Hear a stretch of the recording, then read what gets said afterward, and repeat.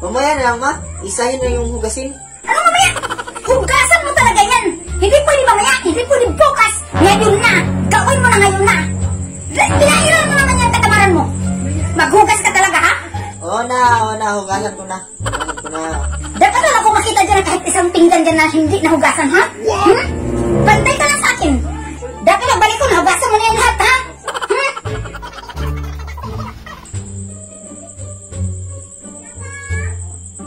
Mamaya na lang.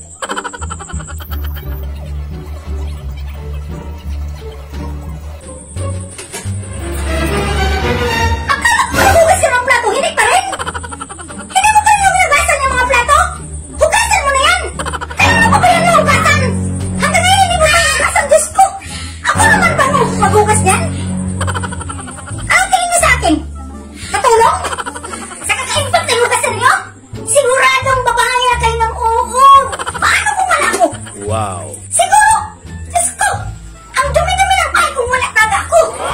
Bakit hindi niyo magawa maghugas ng pinggan? Pinggan lang yan. Gusto niyo talagang mag-impact ng maraming hugasan dyan! Ang tamad talaga niyo! Ganito na lang lagi tayo? Wow. Lagi na lang ako magbunga nga sa inyo?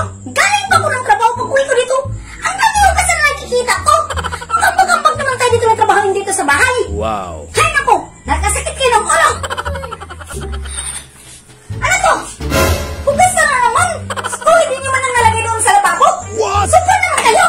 Ginawa niya talaga akong katulong! Katulong talaga ang tingin niyo sa akin! Hindi nyo man ang ito may lagay doon!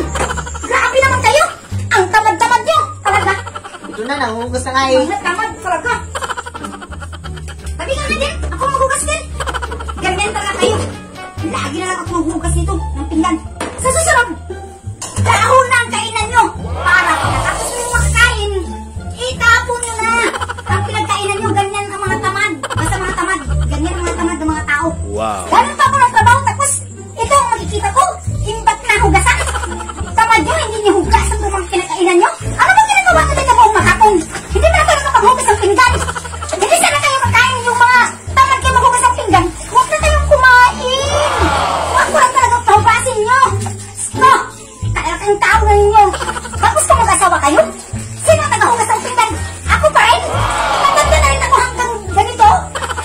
Ako lang tagahugas nyo ng pinggan? Diyos ko! Kung mag-asawa kayo ng tamad! Wow. Ano na mangyari sa buhay nyo? Diyan talaga kayo magaling! Ano bang ginagawa mo dito sa bahay? Nag-cellphone lang? TV? Ay naman! Ang swerte nyo naman! Ako nagtatrabaho! Pag-uwi ko dito, iba't-iba't na hugasan ng ipatrabaho niyo sa akin. Kaya ka naghihintay ng mga hugasan ng dami. Ay nako!